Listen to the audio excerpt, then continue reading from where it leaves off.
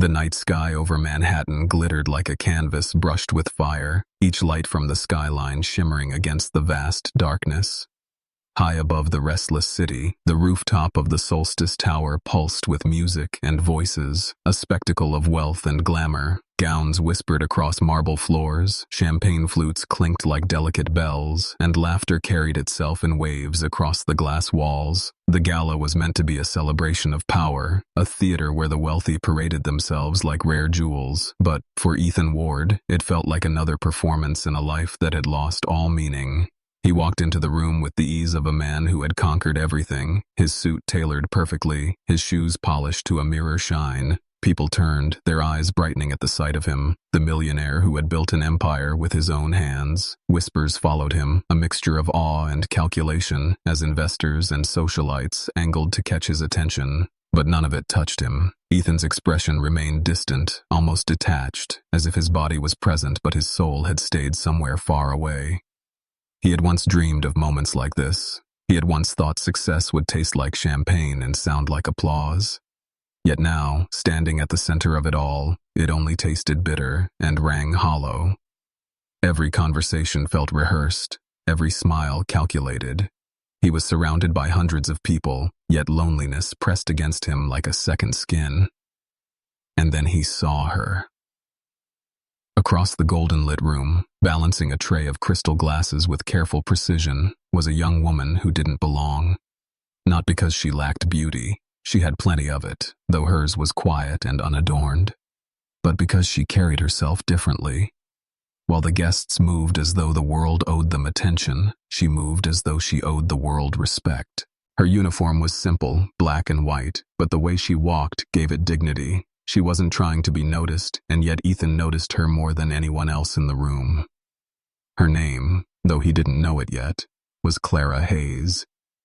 And in that single moment, something shifted in him, subtle but undeniable, like a lock turning in its place. She leaned down to set a drink on a table, a strand of hair falling loose against her cheek. The soft glow of the chandeliers caught her skin, giving her an almost ethereal presence, as though she carried her own light. She didn't see him staring. She wasn't aware of the way his world seemed to still around her, but Ethan felt it, the pull, quiet and magnetic. It was nothing like the hunger he'd seen in the eyes of other men at events like this.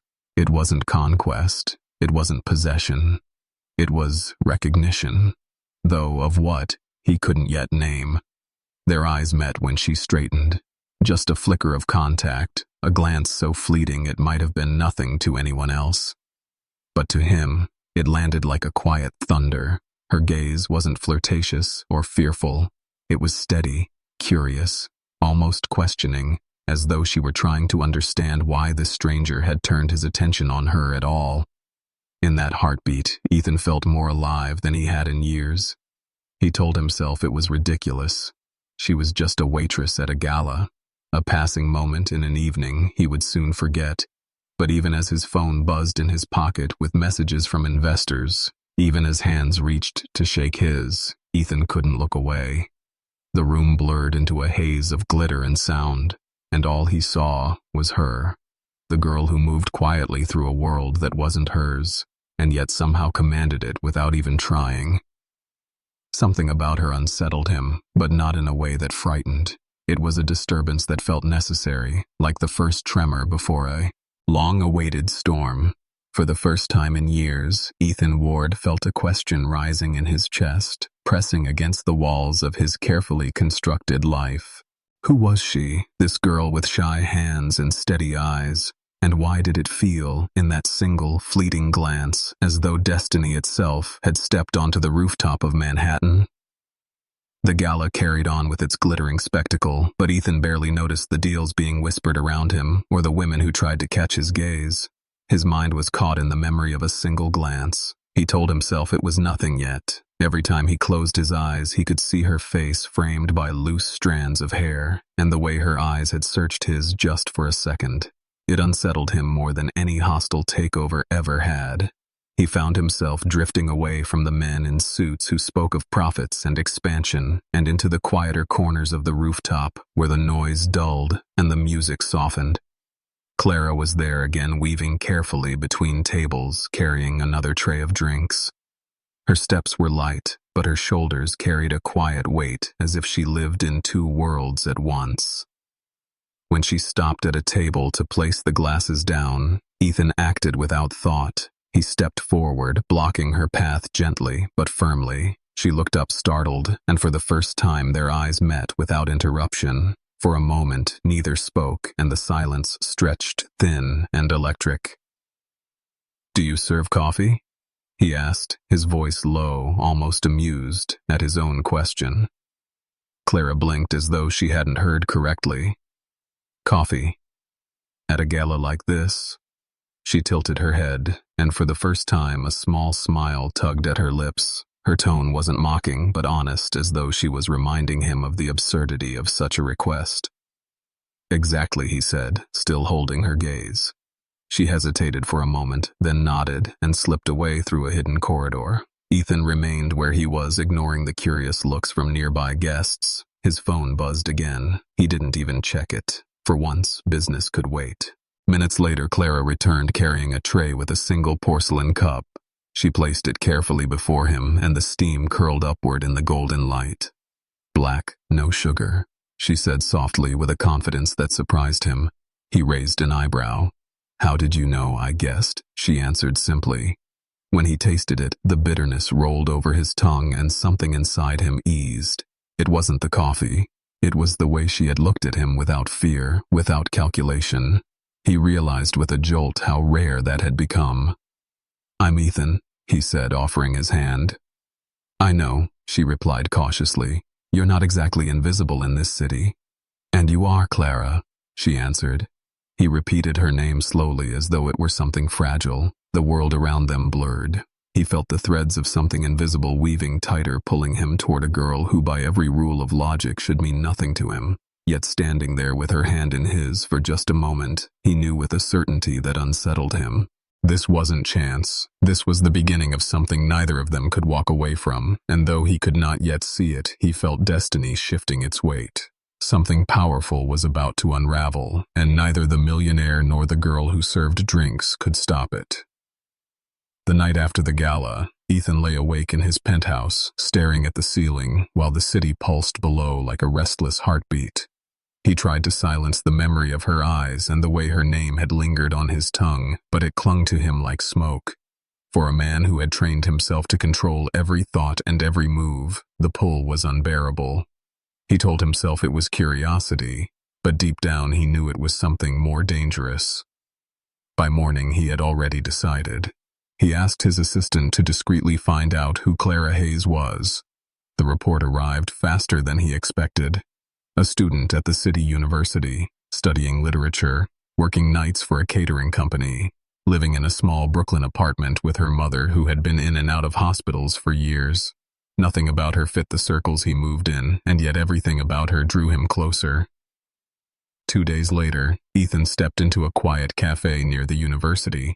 It smelled of cinnamon and old books, and felt worlds away from the glass towers where he usually breathed. He knew he stood out in his tailored coat and polished shoes, but he didn't care. His eyes searched the room until they found her behind the counter tying her apron. She looked different without the uniform of the gala. Softer, realer. She laughed at something a coworker said, and for Ethan the sound was more arresting than the applause of 1,000 boardrooms. When she finally noticed him, her body stilled. For a moment she only blinked, as though unsure if he was truly standing there. "Mr. Ward," she said carefully, straightening her back. "Ethan," he corrected with a small smile. Her lips parted, but no words came. "Why are you here?" she asked, lowering her voice. "I came for coffee," he replied, "and maybe another conversation." The room around them went on buzzing with students and clattering cups, but for Ethan, everything narrowed to her expression. Suspicion flickered in her eyes, but so did something else, something unspoken. After a pause, she nodded almost reluctantly. "After my shift," she whispered. Hours later, when the cafe quieted, Clara slid into the chair across from him, holding a mug between her hands as though it were a shield. She studied him with cautious eyes. "Why are you really here?" she asked. "You could be anywhere with anyone." He leaned forward. Because last night I heard something I hadn't heard in years. Truth. And I want to hear it again. Her fingers tightened around her cup. I'm not used to people like you being interested in people like me, she said quietly. Maybe people like me have been looking in the wrong places, he answered. The silence that followed wasn't empty. It was thick with possibility.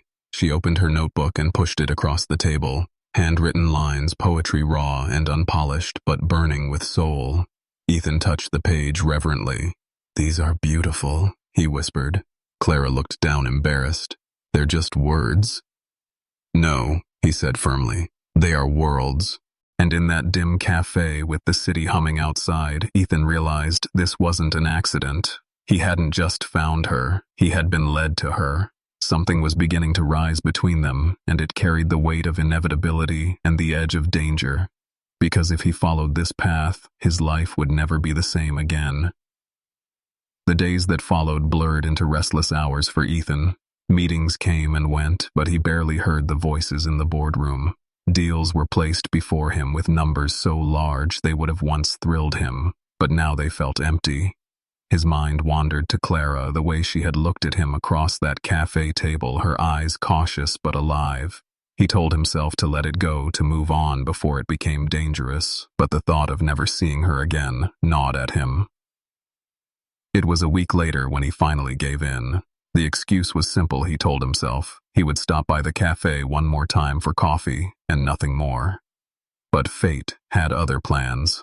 The moment he pushed open the door, Clara was already there, seated by the window with her notebook open, her pencil moving quickly across the page. She didn't see him at first, and in that quiet moment, he saw her as she truly was. Focused, unaware of the world, radiant in her simplicity. When she finally looked up, her lips parted slightly in surprise. You came, she said softly. I wasn't sure you would. Ethan sat across from her without asking permission, his pulse quicker than it should have been. I wasn't sure you'd want me to, he admitted. Clara hesitated, then closed her notebook. You don't fit here, she said honestly. Not in this cafe, not in this world. You belong in those towers where everything is polished and unreachable. Ethan leaned forward, his voice steady. Maybe I don't want to belong there anymore.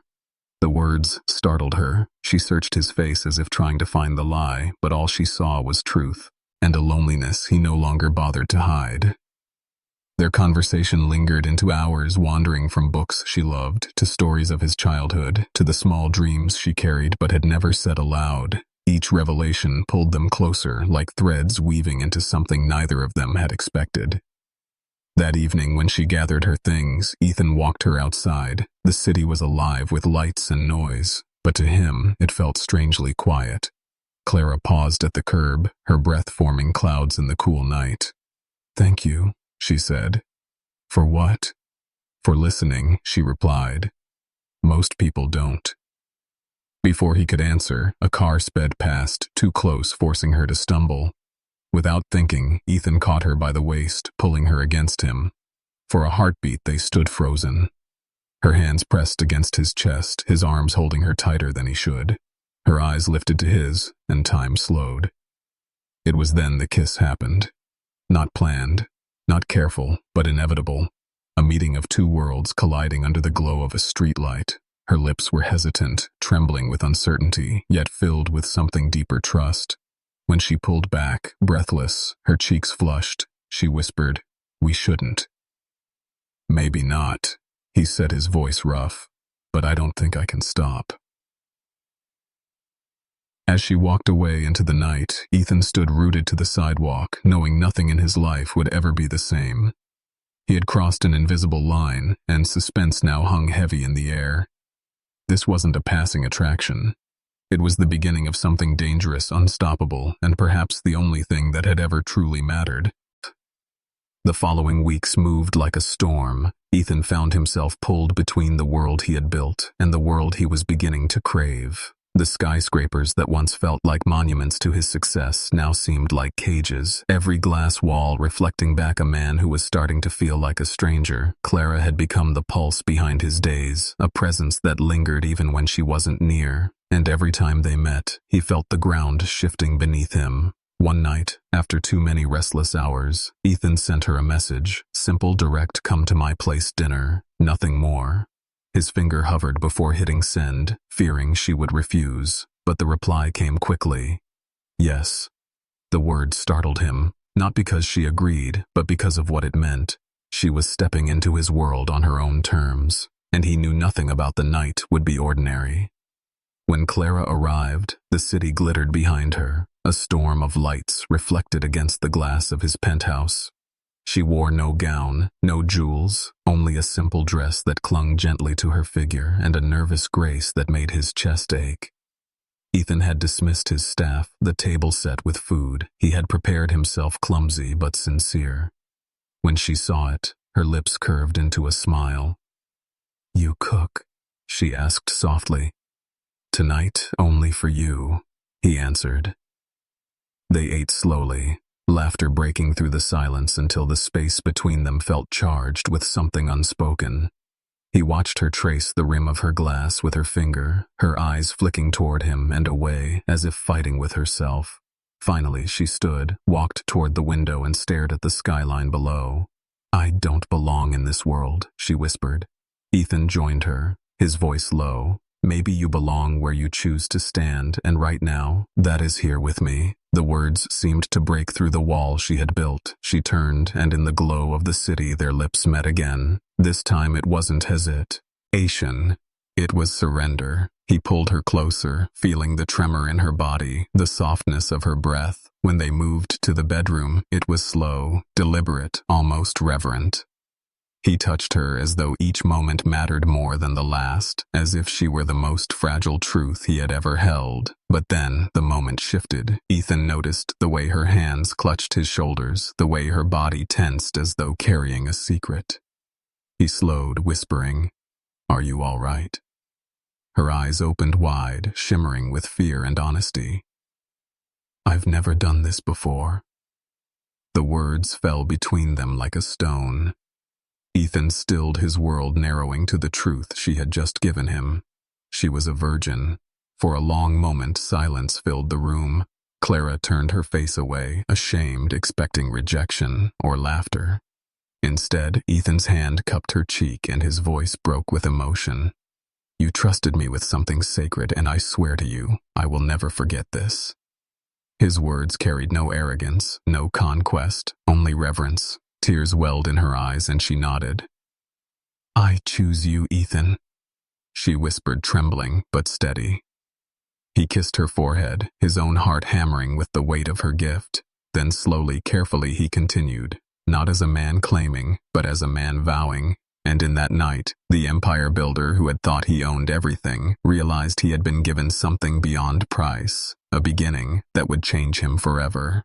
The morning light crept across the wide glass windows of Ethan's penthouse, but inside the air was heavy with silence. Clara stirred slowly, her hair tangled across the pillow, her body curled under the sheets. She blinked against the brightness, then froze, remembering where she was and what had happened. Her cheeks burned with a mix of fear and vulnerability. The blood on the bed was a mark she couldn't hide, a truth she had given him without disguise. Ethan stood near the window, his back to her, his shirt half-buttoned as though he had started to dress, but couldn't finish. His hands were buried in his pockets, his posture tight. Clara watched him in silence, her heart pounding. Each second he didn't turn felt like judgment. She pulled the blanket tighter around her shoulders, whispering, "I'm sorry, I shouldn't have." Ethan turned, then his eyes unreadable. She couldn't tell if it was anger or regret, or something worse. The suspense between them pressed until it felt unbearable.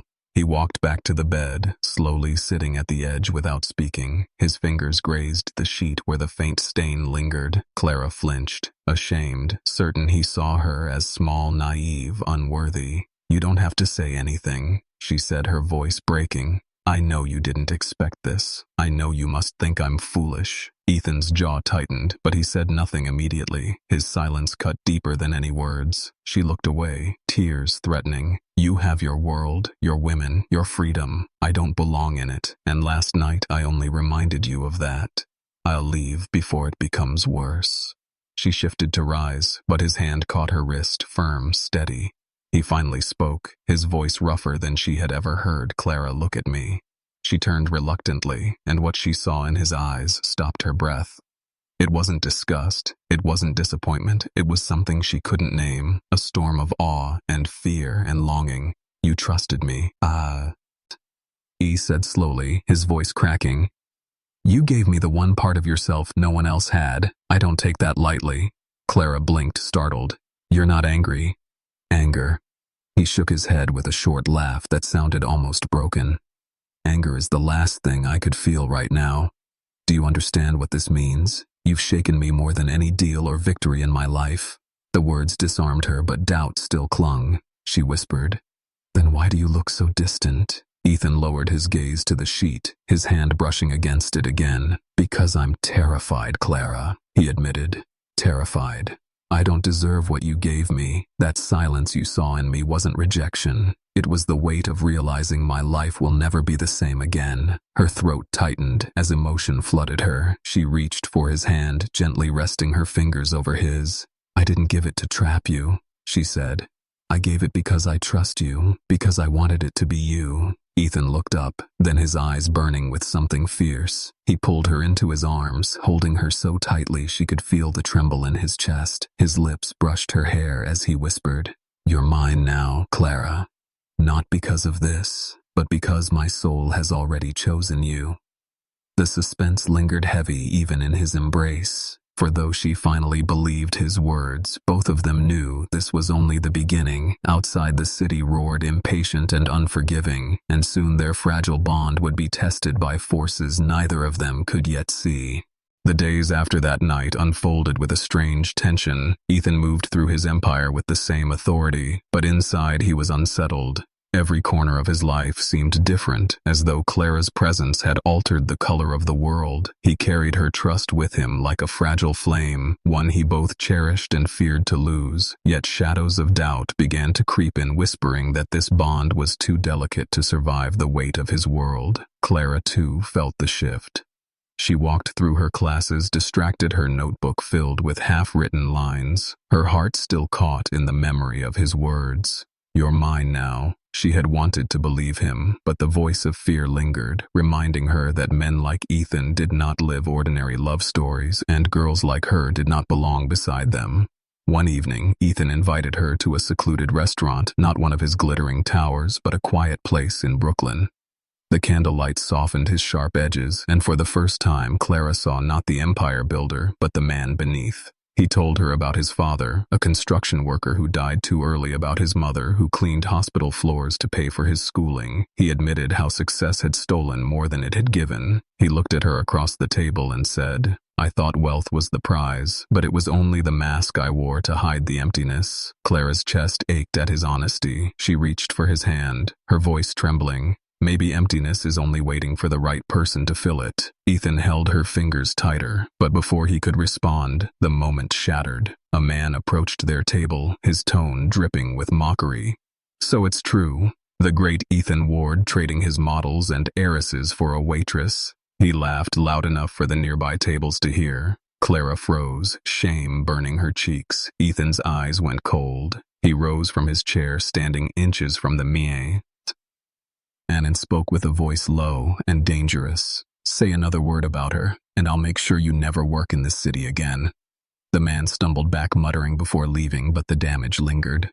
The room had turned, quiet eyes following Clara as though she were an uninvited guest at a feast. When they stepped outside, she pulled her hand from his.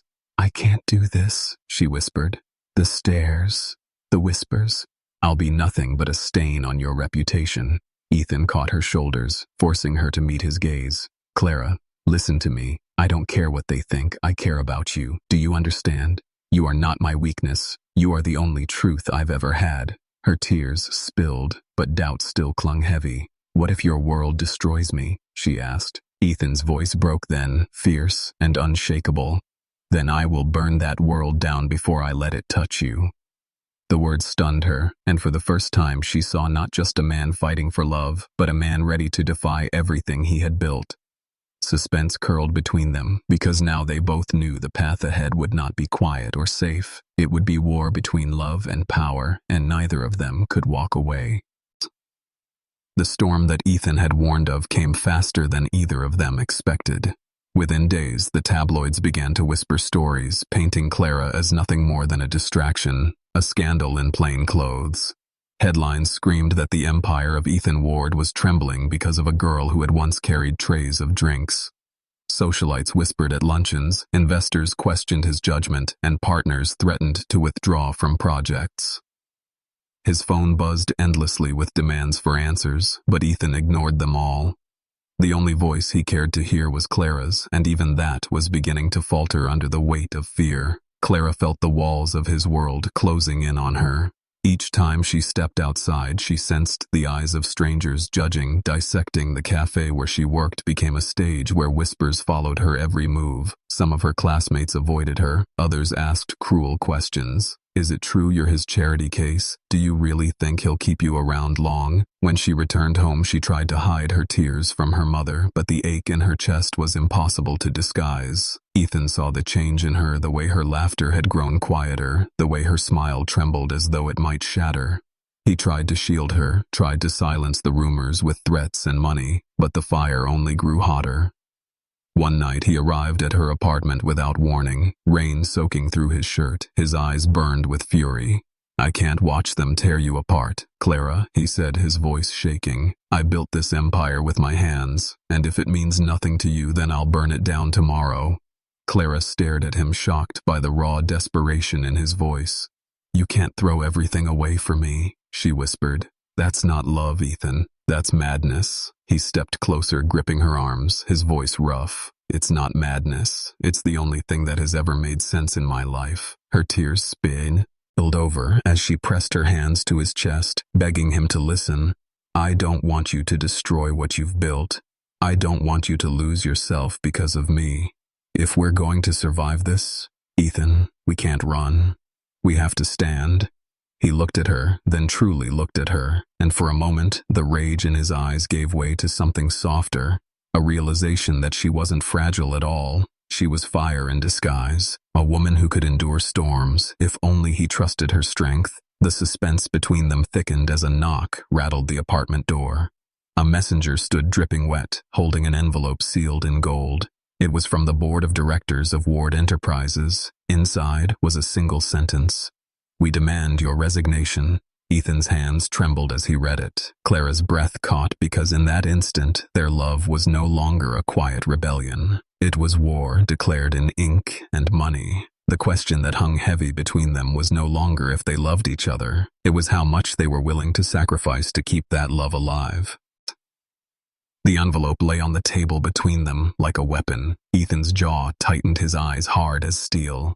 Clara stood frozen, her heart pounding. She had known their love would be tested, but she had never imagined it would come to this. A demand for his resignation meant everything he had built: his empire, his power, his name was being ripped from his hands. Ethan's voice was calm, but carried the edge of a storm. "They think they can scare me into submission." He looked at Clara, his expression softening only for her. "I won't give them that satisfaction." Clara reached for his hand, her voice trembling. "If you fight them like this, you'll lose everything."